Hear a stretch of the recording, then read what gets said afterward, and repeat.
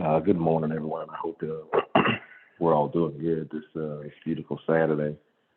Um, Before we get going this week, are there any questions or comments from last week's or any last week's discussion, or anybody wants to follow up with anything?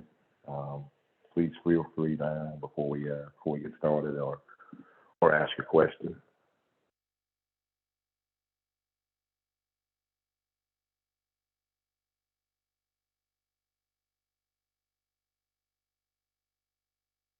Okay. Um, well, definitely. I guess you can sort of tell. In the last couple of lessons, it feels like we're beginning to transition into Rev's next lesson, but I really wanted to just really kind of pull everything together with the eighth sense and how we've kind of progressed the last I guess last 5 6 weeks, but just really trying to pull it together now and just really looking at how we go about our daily lives and how it impacts us, and then really look at this from when we think about the eighth sense, we think about operating in it. I think we said it early on. We're operating from a creator perspective. Um, we're operating, understanding, and being clear that we are Elohim, and it takes a lot of confidence in that, and it takes a lot of just ongoing commitment, really, to be disciplined in that. And so, just trying to pull it together from that perspective, and then really looking at everything that we've looked at real world and how that impacts us from a daily perspective. So that's where I want to go today, is kind of tie it all in together. As I know we started out several weeks ago, and just really talking about just the inner the inner strength and the inner ability to align things up within ourselves. And we talked about the scripture, the Proverbs, that there's a way that seems right to a man, but it ends in the way of death. And it seems like the last couple of weeks we've really been doing a parallel between the righteous path and the path that Elohim will go on versus the philosophy of religion in the world, and how at times those things can seem like they're similar, but it doesn't take much digging to see the differences in between the two. It basically just goes back to the society we talked about. So I think Audrey may have mentioned a couple of weeks ago too, but just in general, if we allow ourselves to operate as a society just on the what we see, what we hear, um, solely, then we'll actually make decisions based on selfishness, and we'll be influenced by external factors, and that's the difference in the philosophies. Really, is that you can take the philosophy that religion has for you to so-called get to the path of being saved or sacrificing, and a lot of those things are pushed and driven by what the church or the goal of that particular group is, and what we're talking about is driven by what's inside of us. What are we trying to accomplish from an understanding of ourselves and a clarity and how we're trying to walk? And so that's the difference in the path, and we constantly see it in the world each day. Like, there are things that seem like, oh yeah, we're doing this for the good of, but really there's always someone behind the scenes, and some of these just lining their pockets with different things. And then we also we look at, I think the energy has been a big part of the last couple of weeks. We talked about just understanding where and how our energy works and where to put it, and really using that for something else. And I thought of an analogy this morning when you talk about the two different philosophies, like for our philosophy. I can look at Barbara and I could listen, close my eyes, and just hear what she's saying, and I can see those things aligning and getting me focused on something that will help me. And I can hear those thoughts of wisdom and how her energy is poured into certain things, and I can understand that just clearly. I can get a clarity about that. That's one philosophy. But then Sheldon's on the line, so I'll use it as an example. Um, I can go to Sheldon's apartment or house, and he's cooking a great meal, and he says, "Yeah, I put this in my dish. I put this in my dish." And I'm thinking, I'm looking at all the ingredients and wrappers he's put in.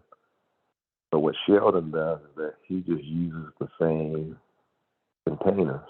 So I may be thinking he's using something, but that's not what really is in the container. It's just the outer layering of it.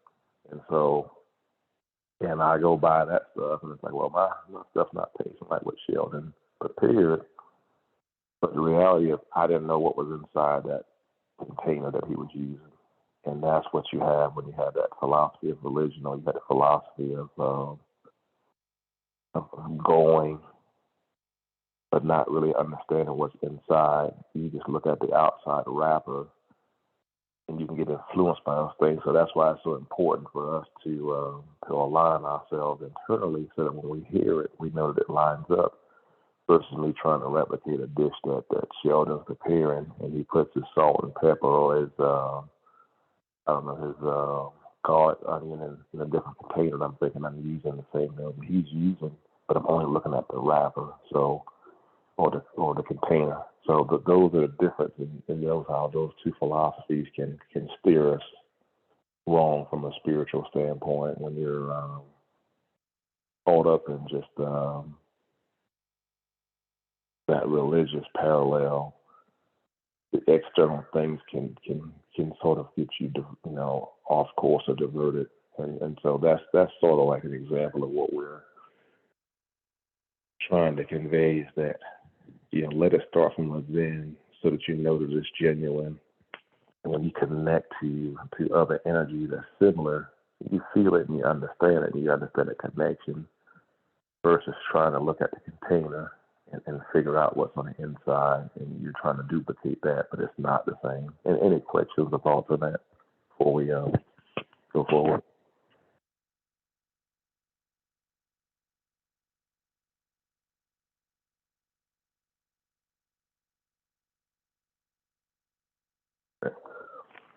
So anyway, the eighth sense allows us to, when we're totally clear on that, when we're using it, when we're aware of it, and the clarity is there, it allows us to make those simple decisions without even really thinking about it. It allows us to have our wisdom and intuition as a safeguard, and that intuition safeguard allows us to avoid certain trappings that you may not see the results of it now, but down the line it will come back, because creation, as we talked about last week, all these things we talked about are ongoing. They're never ceasing. They're you create something that's never going to cease, and there's different levels to creation. But when we're creating, you're looking at energy that never ceases, and so these things are always ongoing and always developing in us. And so that's why it's important to just have that clarity around it, have those things, aligned and at peace within ourselves, because that will ensure that someone externally doesn't influence you or move you off of your core or your responsibilities. And one of the tools that we've talked about from day one is this meditation to help us align ourselves. If we're meditating on one thought, whether it's 5 minutes, 50 minutes, whatever, that meditation is just a catalyst for your day, because once you get out of that dark room or that place wherever you go to meditate, the mind is still evolving that day, and so you're really still in a state of meditation. You just may be in a different place, but the thoughts, the alignment of the thoughts are the true meditation, and so you don't necessarily have to always be in your pose and in that silent space. We're able to kind of like just go through a day of alignment, and so it's just a constant thing that, but have that catalytic meditation to help us align the thoughts, and then from there we always talked about relying and trusting the intuition. We talked about our intuition, I think, for about 3 weeks, and but just really aligning and I'll be honest. I mean, I think I've purposely really just whether it be going a certain way, a certain direction, leaving at a certain time. I've done that more recently, and I've just trusted my intuition even more on that, whether it be just be leaving earlier because I don't think there's an accident, but it just something tells me like, yeah, just go ahead and go down. So I've really tried to push that on myself more. Um, when someone comes across my mind, I do reach out to them more, and just I had a friend that I talked to periodically every week or two. He'll call me or I'll call him just to check in, and we just really just chat for a little bit. And I spoke to him one day, and I was getting ready to leave town for San Diego a couple of weeks ago. But I spoke to him, and he was saying he needed some help with his lawn care business, and he was just saying if I know any, a young guy that's got some free time, send him his way. And and I said, well, I do have somebody you may want to call, but I'll get to you when I get back. But then somebody says, no, I'll just go ahead and send him the contact now. I wasn't sure why, but it's like, okay, yeah, just send him the contact now. And then I reached out to the guy and said, hey, but 3 days later, this guy had a stroke, and it's like, oh man, and I felt like, yeah, I needed to be more assertive and quicker to respond to him than normal, so I did. And just along the lines of that sort of slowed him up enough to where he basically got the treatment in time, and he's doing better now. He's doing fine, but I didn't feel like I knew that he was gonna have a stroke, but I knew that I needed to kind of send somebody his way quicker because I for whatever reason I could hear the urgency in his voice about needing help with his business. And so I try to do that now. I try to just listen and feel people out more and really hear the tone and the energy that's coming from them. And because I think for me, that was something that I've always sensed in the past, but never followed through on in the same time that I shared, I guess, as far as a self evaluation.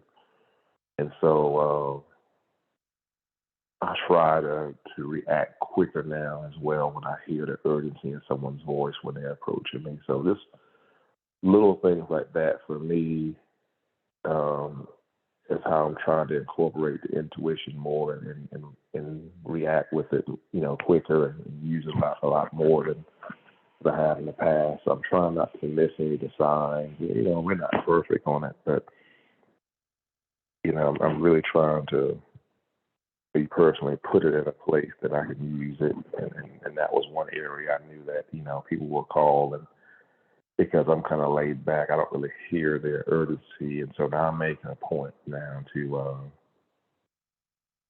when I'm listening to folks just to hear the tone in their voice, to just absorb it, and like we talked last week about absorb just feeling the energy. What are you getting? What are you getting? And just kind of like turn it around. Any thoughts or questions on that?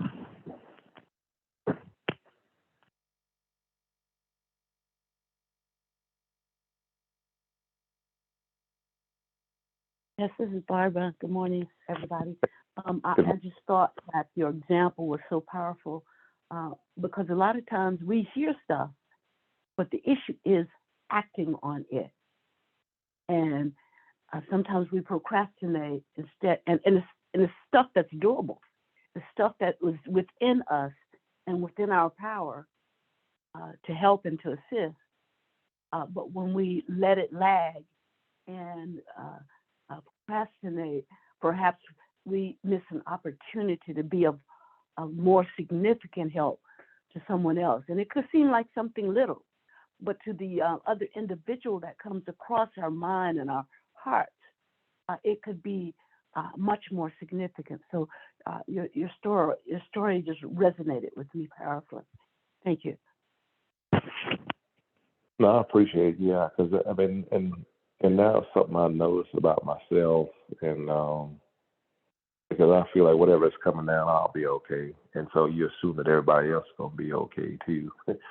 But I feel like okay, like you said, it may have been something small to me, and I could have waited a week or two and just been off with my timing, but now I'm trying not to do that, because especially when I see and I can because everything's so fluid, and I realize I don't have to be so locked in on certain things when it comes to timing and schedule. Well, it may be small to me, but I'm gonna take that time now to like you said, recognize it and go ahead and act on it, and do that for somebody else before I even worry about myself, because I know that I was going to be fine. I mean, it was a simple call and connection, and then check following up, but just little things like that. Now I'm trying to really, like we talked about early on in the lesson, like force ourselves to grow, expand, sort of get out of the comfort zone a little bit, and so just little things like that I'm really trying to trigger within myself, and so. Just to develop that good habit, and because the intuition is there, and just taking the time to go back and just evaluate what it's telling me. Now, I feel better about that, especially how we've been sharing with each other over the last month or so, and so that's where I am personally, just trying to incorporate it and utilize it in ways that I haven't before, especially when it comes to the people around me. Because like I said, we come encounter with lots of folks in our lives, and that call that you receive from your friend or someone out of the blue checking on you, that call is never by coincidence, or that call is just not there to stop you from what you're doing in that day. So, yeah, the next time someone calls you, I haven't heard from this person in a while, but I really got to get this done. Just think about it. That call is not by coincidence, and there's a purpose for it. And then we also know that we have a purpose in life, and that's to help people uncover that awareness. And like you said, Bob, sometimes those small things are things that also are the catalyst for someone to begin that, or to get them out of a place of being stuck, and just bring them back to an awareness. So I tried to do that, but I appreciate it. Anyone else? Yes, I think you alluded to what we talked about last week in regards to melanin, and tying up what you have been teaching over the past few weeks, months. The reason I do believe that you're able to you're able to discern that something is wrong, or to discern that you need to address something at that moment, is because of the energy, the absorption of the energy of the words. Energy actually interprets itself to you, or translates itself to you, if you will listen at it. And what I mean by that is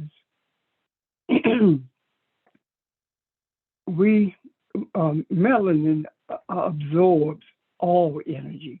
It doesn't matter whether it's light or the energy we're talking about absorbing all colors, That's energy in itself.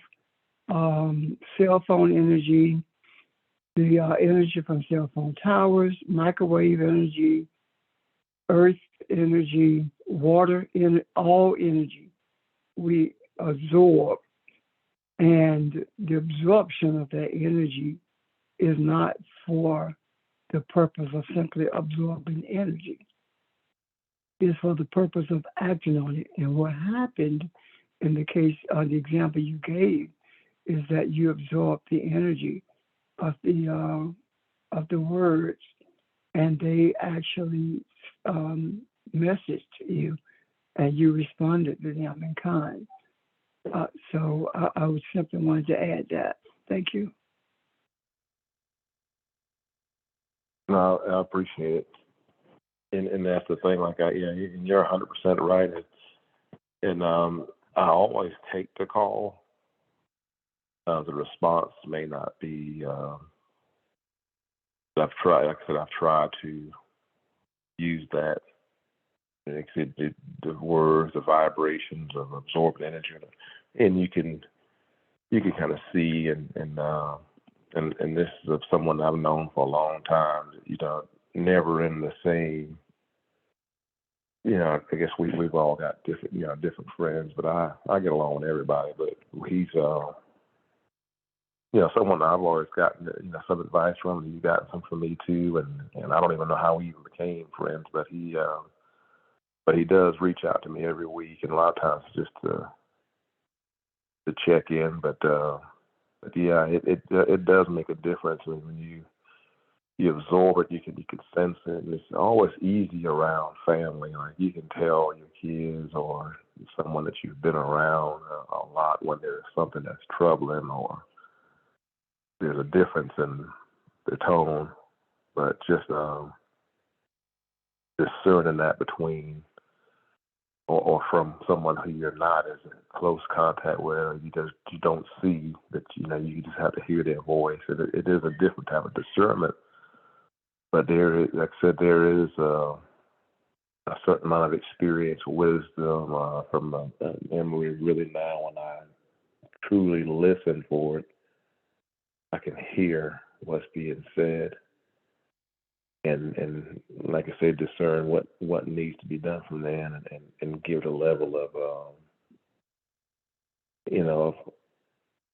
of just more attention. So it's growing, and and that's why in order for me to make that grow, I've got to keep that in the forefront of my mind. That okay, go listen, and then give my response from there, because I'll do anything for anybody, and it's sometimes so you're just not hearing what truly needs to be done. So as the individual and me trying to develop that part of me, I'm going to be more conscious of it. But thank you for that.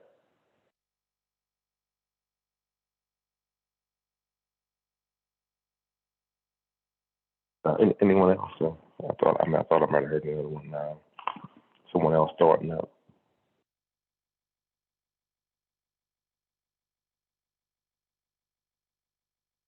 But it's, like I said, going back to the other comment earlier, just always know that we base our decision when we're aware of Elohim. We base our decision on the wisdom and tuition that we have, and that's our safeguard. So there's no need to even think about what's going to be the cost of inconvenience to us when we feel that. That was another thing that when we talk about parallel philosophies, when you're looking at just the religious philosophy, and we're tasked with something from the religious standpoint, you still automatically go to, what is it going to cost me? Is it going to cost me time? Is it going to cost me money? Is it something I can do? That's the thinking that you're not, when you're thinking like that, you're not thinking that you're Elohim. You're just thinking of, okay, what am I having to give up to do this? Okay. And so the motivation and the energy behind that is not good. Where from our thinking, that doesn't even enter our mind. We just think, okay, what do we need to do? And so those are two parallels when you start thinking of how one philosophy starts separating itself from the other, when you can see it with more clarity. Those are just some of the other signs that we talked about early on, but an example of how you have the one group saying that, yeah, we're the church and we take care of people, but when it comes time to actually act or do something, the thought goes to, okay, the process of what are we going to have to give up, what are we going to pay, when it comes to walking as Elohim and doing as we are supposed to do. The only process is, okay, we get our energy involved. Where do we, how do we actually do it? We don't think about the what for whys or cost. It's about, okay, how can we direct our energy? And that's the big difference. You got one philosophy saying there's a give and a take, and you got one that says, okay, how do I direct my energy?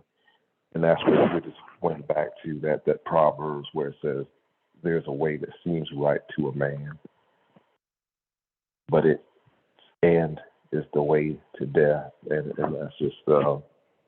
that's just the religious philosophy that we're talking about. And that's where, when we understand being Elohim and that awareness and that clarity, we're able to separate from that sort of mindset and thinking. It's not about what it's going to cost us or where we're going to have to sacrifice. It's just about we're being what we're supposed to be at that moment, and we're interjecting the energy that's needed at that moment, versus trying to always put things on a stipulation or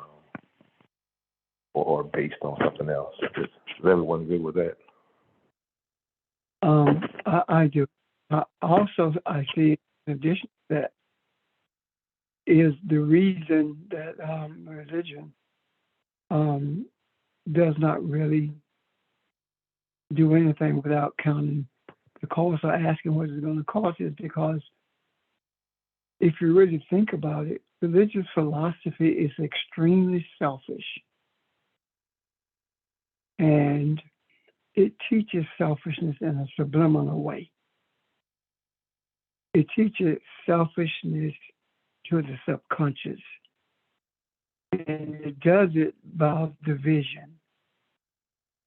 The separation of denominations creates a sense of selfishness because it gives us a sense of we are doing it the right way and you are not. And we are our way of doing things or our philosophy is superior to yours. And that's a subliminal method of teaching selfishness. And when you are selfish, you always want to know what the cost is for you to do something for someone else. However, when you are spiritual, the cost is already calculated. You know what it is. And the cost you're doing it is no cost at all. It's actually a gain. And what you gain is life itself, because you're not traveling a journey that seemeth right, but it leads to death. You are traveling a righteous journey. And that way that seemeth right, when it speaks about it leads to death, is talking about it leads to an unawareness of what life really is. It does not give you any insight into spirituality. It doesn't give you any insight at all into what living and dying looks like. The only thing that the philosophies of religions gives us in relationship to that is when the soul exits the body, that's death. In essence, it's not. That's life. The understanding of that is death is when you are unaware of being a human, what it means to be a human. Death is when you are unaware of the essence of your being. You can talk about all day long being created in the image and likeness of Elohim and not function in that capacity. That means that you're not aware of it. And the difficulty with being aware of it and accepting it once you are aware is because religious philosophy teaches us that we cannot be Elohim. We are only mere men, when the scripture clearly tells us that we are more than mere men. We are indeed Elohim. So that by virtue of being Elohim, as compensation for what we do, because being Elohim means that you already have everything that you need, and those things that are not, that you don't need, that you're not aware of that you need, you get those anyway. Why? Because as a human, you're continuously seeking to understand the kingdom so that you can walk this journey of righteousness. There is no need for you to count survey yourself rather and ask what is it going to cost you to do a certain thing or anything for that matter. So it's not that we move between the two of being a mere man and being Elohim. It is that we are Elohim, period. And by virtue of being in these bodies, we are human. So what we call death is just a cessation of being human. It's ending our human experience, that's all. But it's not death in the classical sense that we have been taught. Any questions or comments about that? Thank you.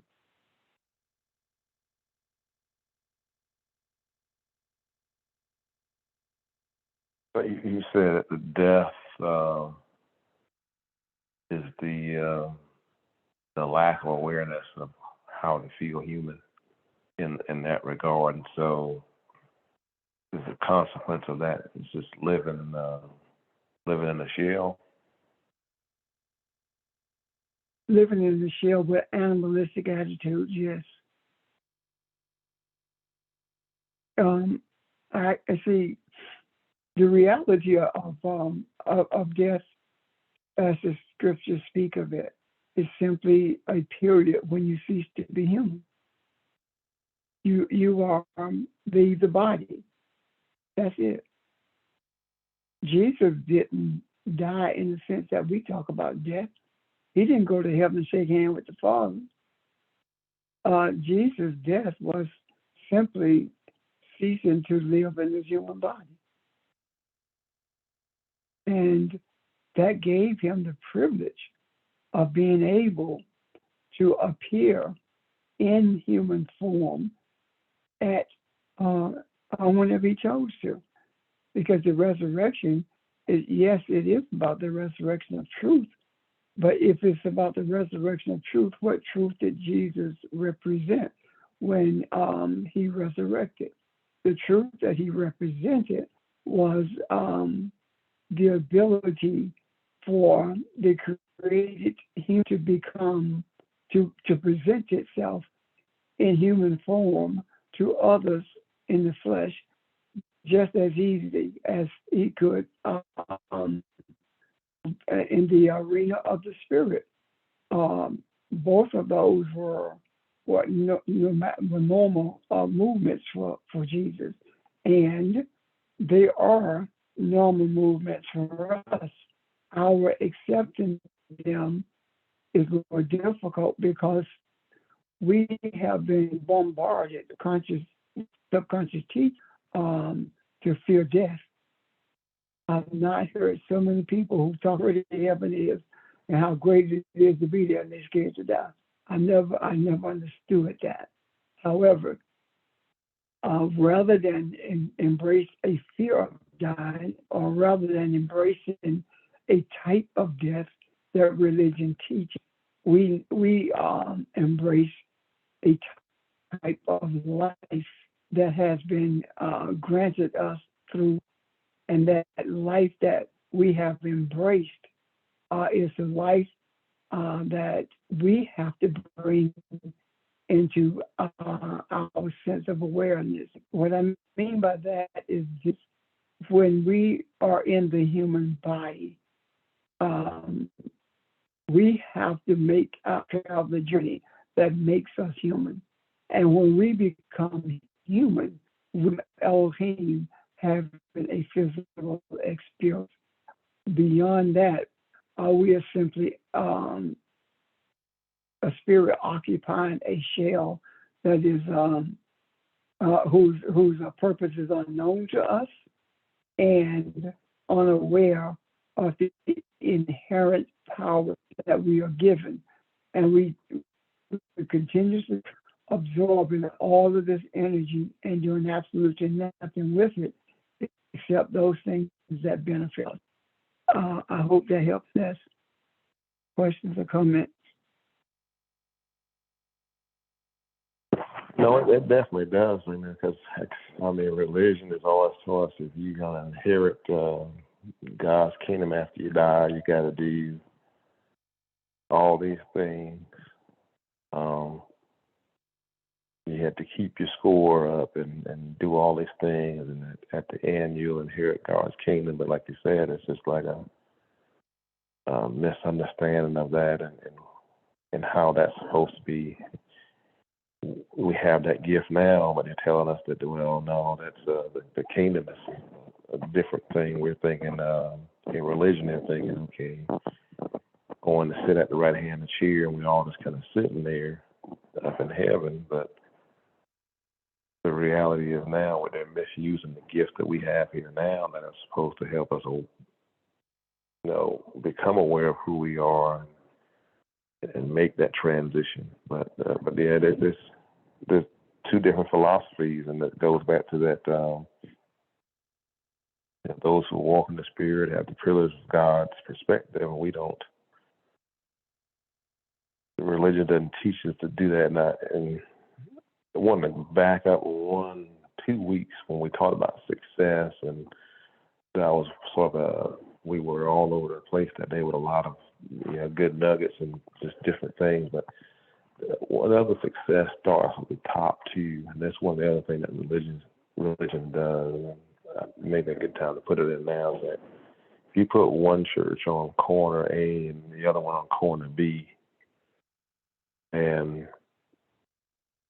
church on A has a family life center, and then they build a gym, and they're telling your members that this is success, and they're by no means, if a church has the ability to do that, and it is with intentions and for the people, then that's a good facility that people can use, and if it's truly open to what it's supposed to be, then okay.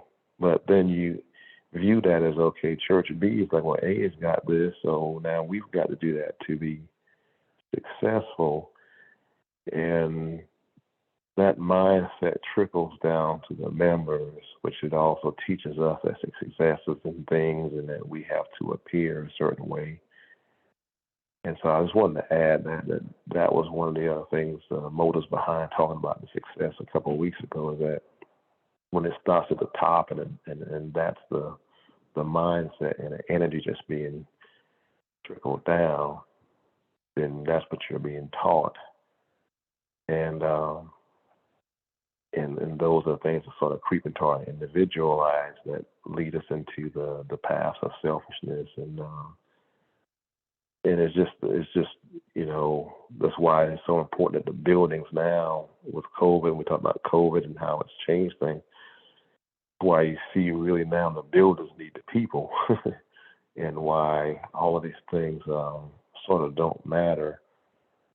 But if the energy behind them were directed in a certain way, then it could be so helpful to others, but it turns into a model of success versus not being successful, and that's not the case at all. We know that true success is enlightenment, and true success is enlightenment that guides us constantly be aware of who we are and not the appearance of success. And I just wanted to add that because that's one of the other philosophies that really drag people in the wrong direction, because a lot of people go to church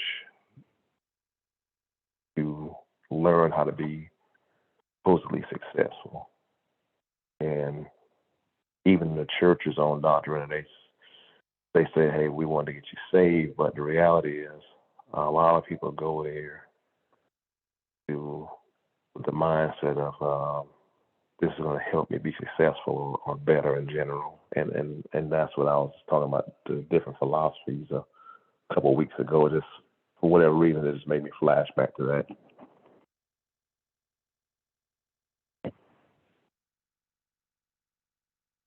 On the heels of that, I wonder what the statistics look like.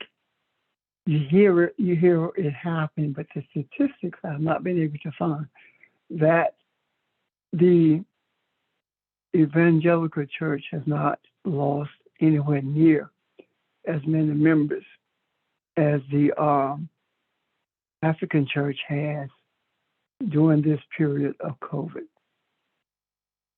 I wonder what the true statistics on that is. I do have my thoughts about it.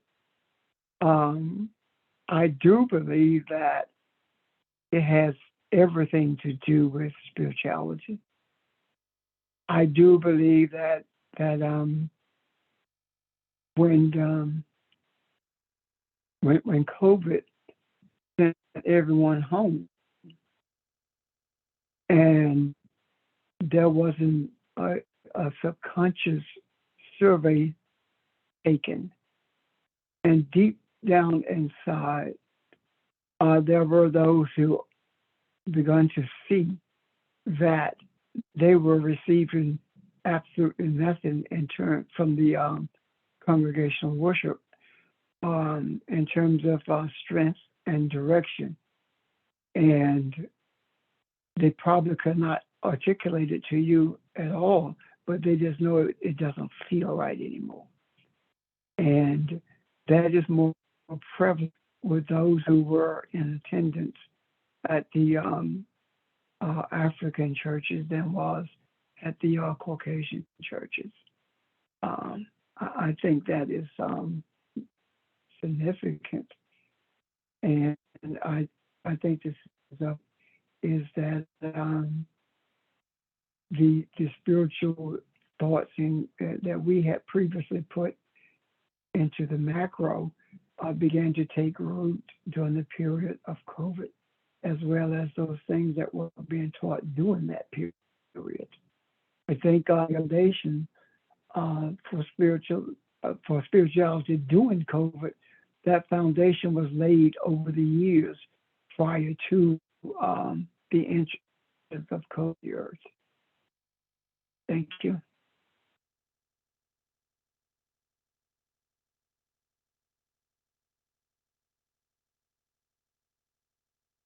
Now, I definitely think it separated people away and gave them a chance to look at the mindset. And when I hear so many stories of people trying to find something, you know, like a few churches they've opened back up, and there's different because the revenue has to come back in. One of our friends in his new family went to the church, and it's a big church, and they found out they find out who are visitors, and I think everybody does this with the visitors all the time. They want to recognize the visitors, but this one goes really out of their way in the beginning. You walk through the door, and they have a special seat that they are like, we want to move you up closer, and then some things are production now, and the production needs that funding. So I definitely think people have in those settings have really caught on and seeing, and just question it. And it's for each individual to really question what you're getting and how you're processing it. I mean, if we're on the call here today, and everyone should feel like, okay, is this helping me understand who I am? In the years and years we've been doing this, I don't think there's no one that can say that, golly, I've not gotten anything that's helped me understand who I am better or brought me closer to who I am. It's on the call. I mean, I don't want to put words in anybody's mouth, but there are people that go places for years and years, and where they started 10 years ago is where they are now in regards to an awareness of who they are, because the discussion doesn't move them closer to who they are. It just wants to move you closer to getting into the routine that this is going to help you when your days are done. And if you buy into that, then that's what they keep selling. But if you're not in a church where COVID is kind of like forced a lot of people now, they're reading and doing things on their own. When you're away, removed from that setting, you're like, okay, I'm bought into this, but what I'm feeling is different when I'm reading this for myself and I'm actually diving into it. I have so many questions that I've never been able to ask anyone in those years of being there. And so they seek the answers now, and then there's something inside that kind of drives them to find more answers. So to what you were saying, Pastor, man, that's happening a lot now, especially with younger kids and 25, 26 years old who aren't really affiliated, but they were going. It's really, causing them to question a lot, and they've really seen a lot more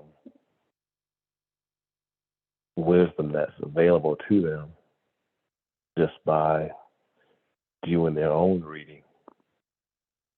And so it is interesting to see how this is going to shake out worldwide, nationwide, because there is, I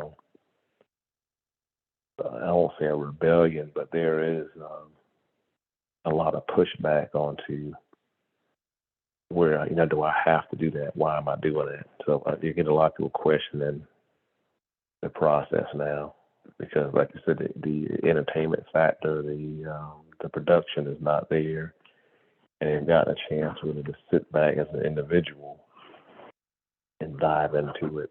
It is no different from that perspective that we're doing. Like, we listen to what we're discussing every week, and we really apply that as individuals, and it just helps with the growth. But when you've been home for a year and you just realize that, hey, I've been gone for all the years and there's no growth there, but I've been home for a year and I think I've grown more and more because I've questioned a lot of things that I've asked myself. And I think that's where a lot of the young kids are now. So just on the heels of what you said, I just wanted to say that.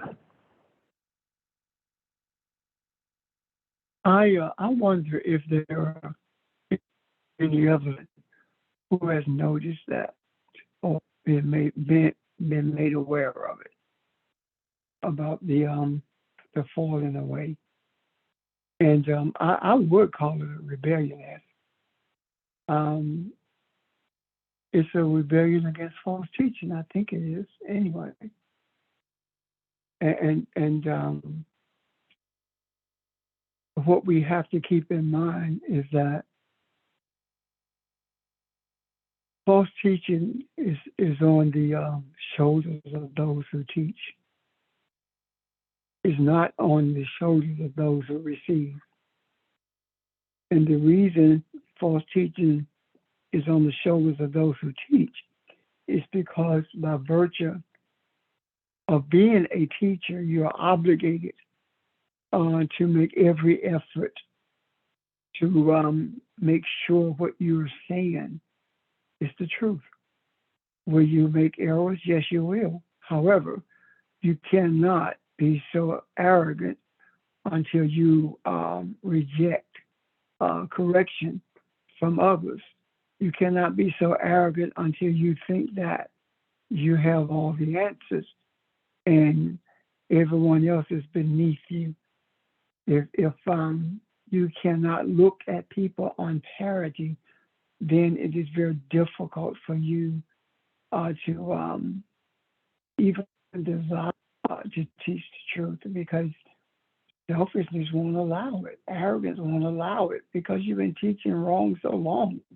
At some point, you have to take a stand for what truth is, and whether you take responsibility or not responsible for what you teach.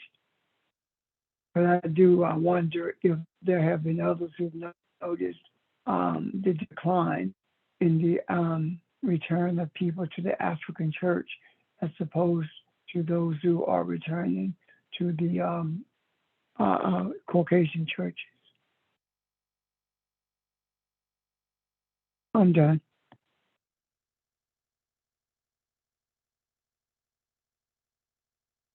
Is anyone else? I thought someone was gonna cut into that, but I definitely see it, and there are some of the other, I guess, locally mega churches too that are going through some changes and really recruiting, and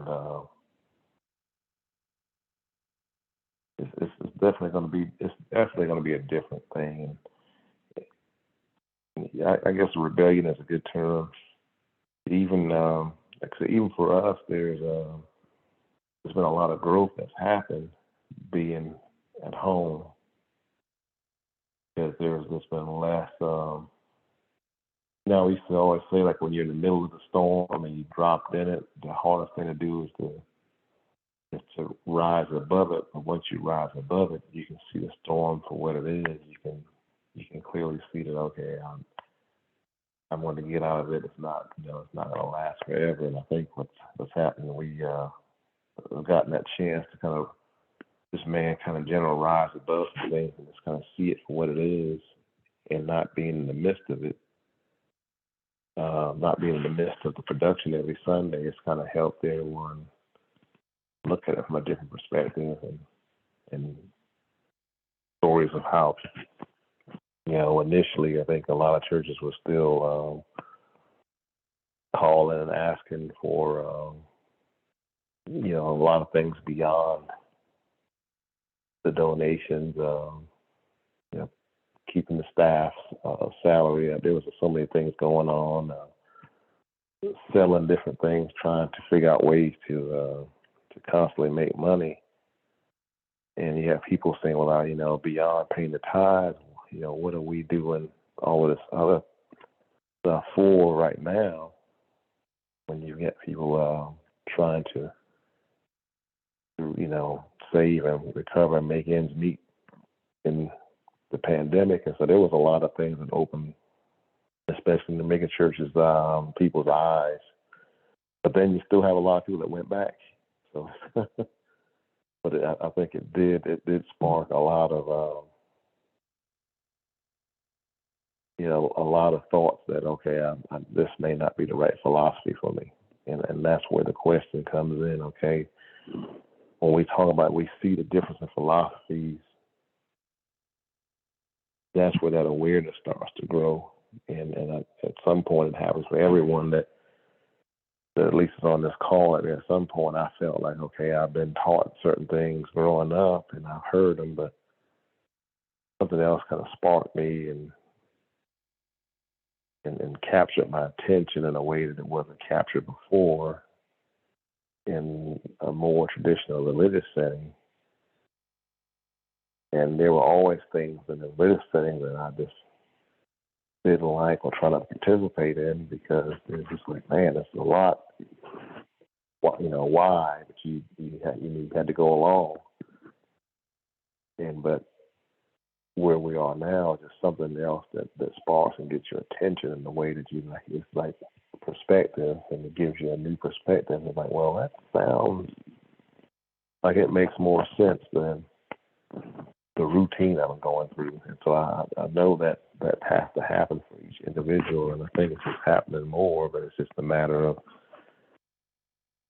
their desires to try and connect to an energy or to help themselves align the thoughts that go in a different direction. And I think some people, like we talked about in the past, may know it's not the right or best way, but they choose to stay anyway because the direction they know, and change is fearful, change is sometimes frowned upon. And so that understanding still gets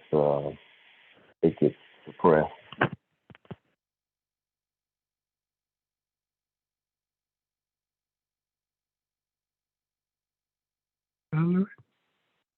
Hello?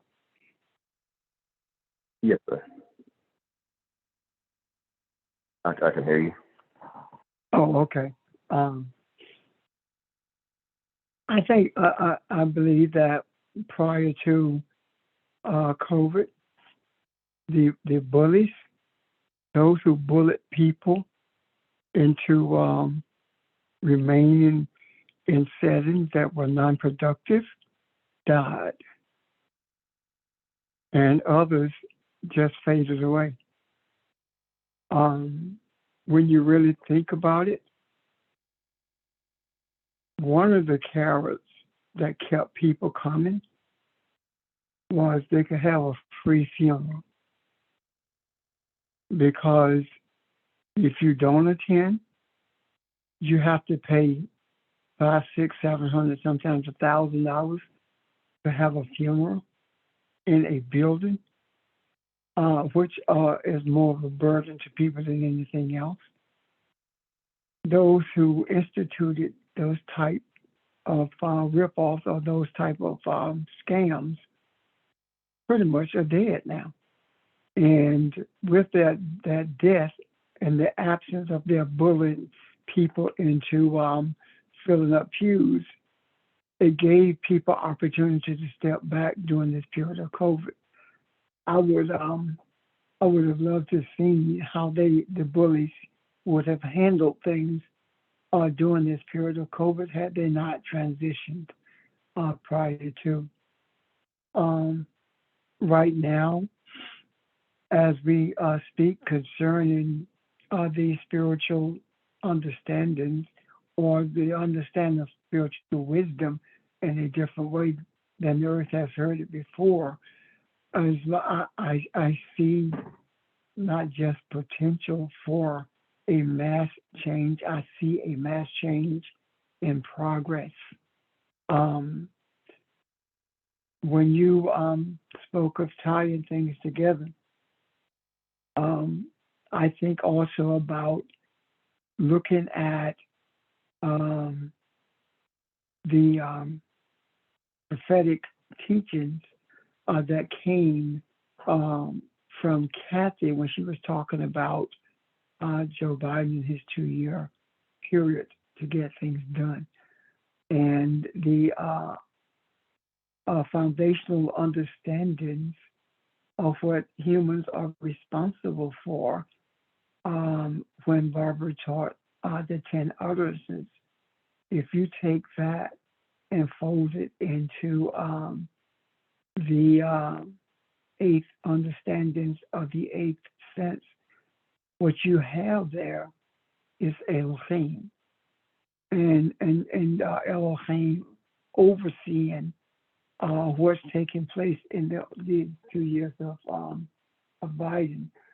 Also, in addition to that, when we began to look at the reality of what melanin really is, what we are going to see is that this is the human, or this is Elohim having the human experience, and that the bridge between the spiritual, that which is not seen, and that which is seen, is melanin itself, and that bridge is what makes us human. And to deny or disregard the source of life in this body, which is melanin. To disregard that is to disregard being Elohim, because melanin and Elohim are inextricably tied together in that both of them are energy. One absorbs all energy and the other one is pure energy. So the absorption of that energy by melanin, which is a physical thing, the absorption of that energy transforms the body into the type of body that Jesus had at resurrection. So I guess what I'm saying is that the more we resurrect truth by understanding the wisdom of what is being presented to us, the more we do that, the more our bodies begin to transform into that type of resurrected body that Jesus that houses soul or spirit when he was resurrected.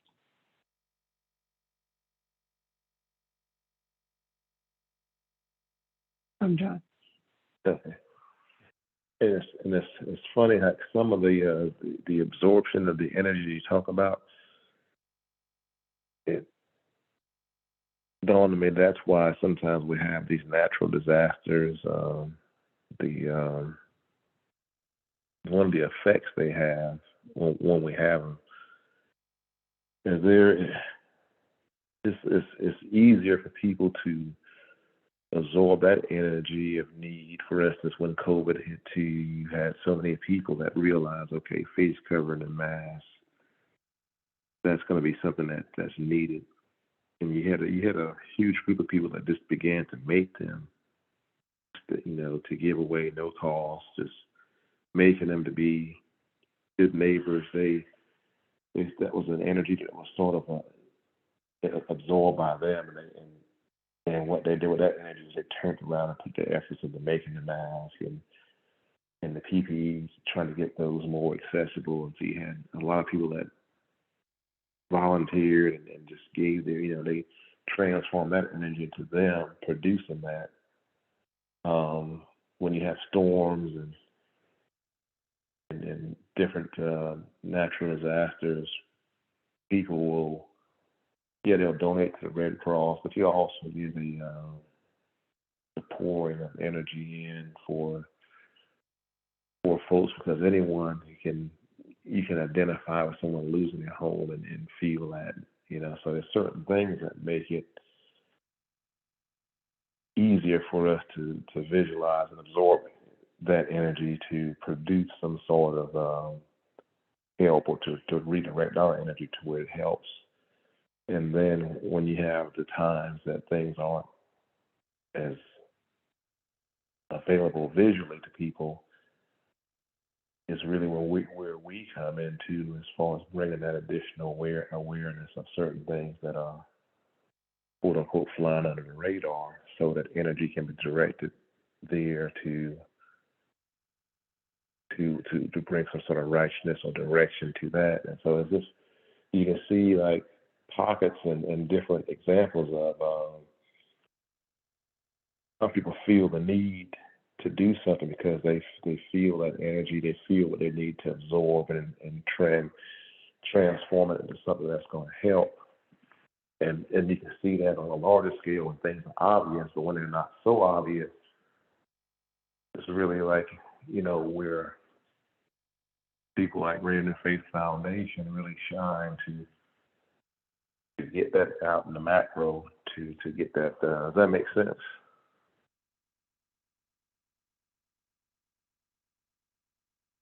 It does. And that's why I say that's where the 8 sense and the awareness comes in, is that, everything is not going to be so visual for people to see, but when they see it visually and they're willing to empathize and show love and direct energy, that's great. That's a starter point. That's a starting point for them. That's a good catalyst.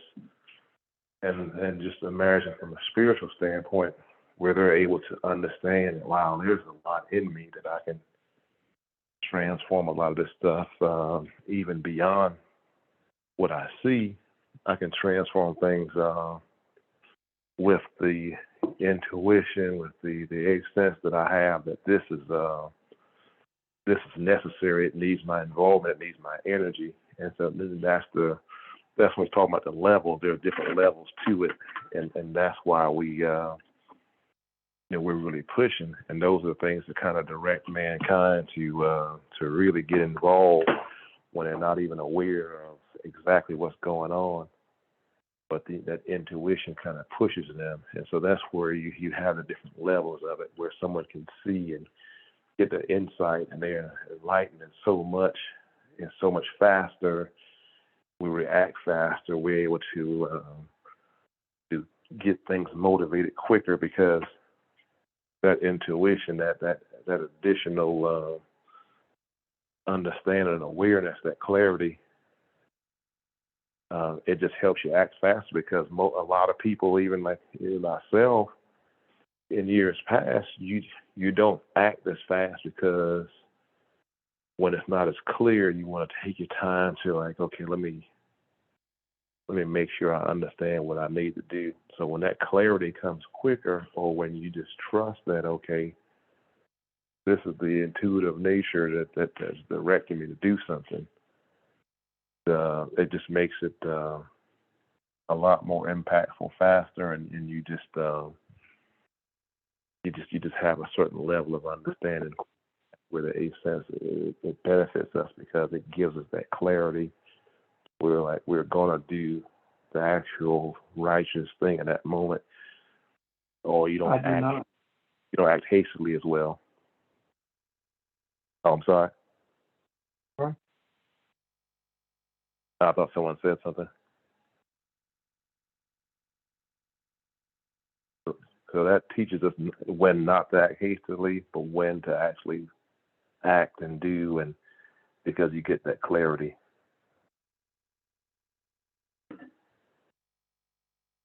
Thoughts or comments on that?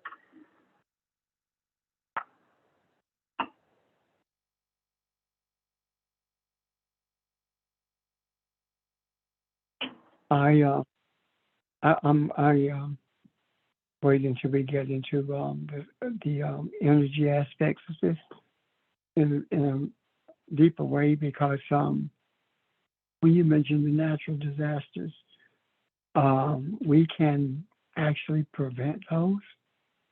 Yeah. Because we can absorb the energy and we can transform energy. I think I understand the reason behind the scripture saying that nature is waiting, mourning and groaning, waiting for man's redemption. The redemption of us is becoming aware of who we are. And when we are redeemed, then we will know how to bring redemption to the earth and to the different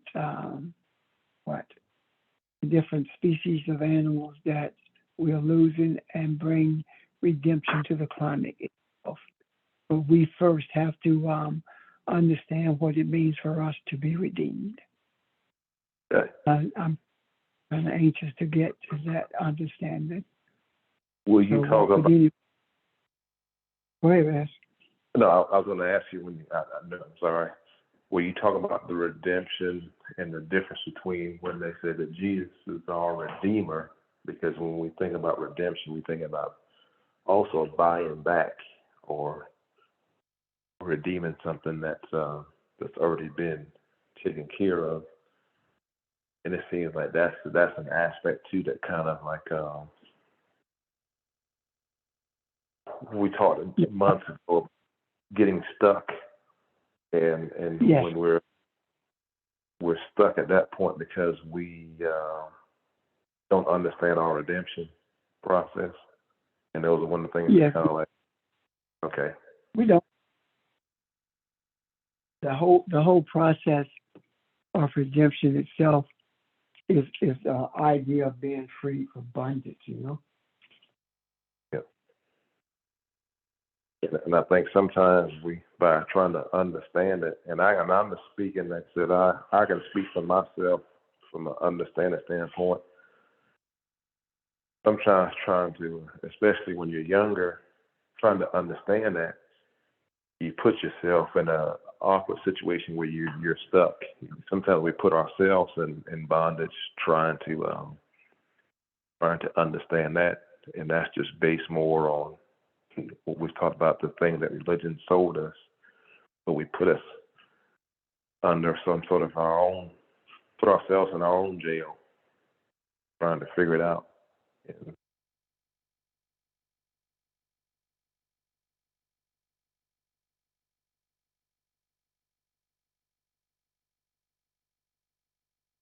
any other thoughts or questions that may be a good place to pin it so that we don't transition too far on it. But yeah, I'm getting excited about that too. It just seems like we've been covering that from Barbara, and we've covered a lot of ground in the last couple of months. I mean, it's just a lot of stuff, but we're kind of absorbing it and moving, but it just seems like almost a year's worth of lessons in the last couple of months.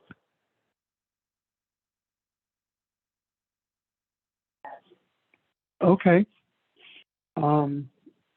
Tomorrow, we can make a decision about where we're going to be, where we're going to get in terms, in relationship to the things that we've covered in the last few months, as well as the things that we're being guided towards now.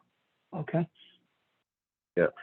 And I guess my hope today too is where I'm hoping that everyone's seen the eighth sense in themselves and see it active. And that was one of my hopes, of just kind of just revisiting some of the concepts and some of the things we've gone over. And I use myself as an example this morning just because I've tried to, like, it's in the forefront of my head every day, whether I'm doing something that's productive in my eyes or non-productive. I'm trying to really force myself to acknowledge the little things that I sense and feel each day and how I interact with them. Mainly it's really how you interact with people anyway around you, but I've tried to take a better approach to that. Not that I was treating anyone awful or anything like that, but just I guess making myself more sensitive and aware of that and in my response to it. So I'm hoping that everyone's seeing different aspects of this eighth sense lesson in their daily walk, and you see that part of it in yourself too. But that was my main objective today. Not really coming in with a definite plan, but that was just sort of the overview that I was wanting to make sure that everyone, felt the concept and saw it in themselves. Thank you, sir. As far as I'm concerned, your mission was accomplished. All right. We'll definitely pick it up tomorrow, and we'll see where we go from there. Everyone wants to kind of look at redemption too. I've kind of felt that when you said the redemption part, because that was going back to I think one of the old lessons, one of the first things I think I ever talked about in the old Greater New Faith building on I think that was a Monday night or Wednesday night. But yeah, definitely. We'll definitely look forward to everyone being on tomorrow. All right. Yes. Thank you, sir. You guys have a great day. Thank you, Ed and Pastor. Thank you, Ed. Thanks.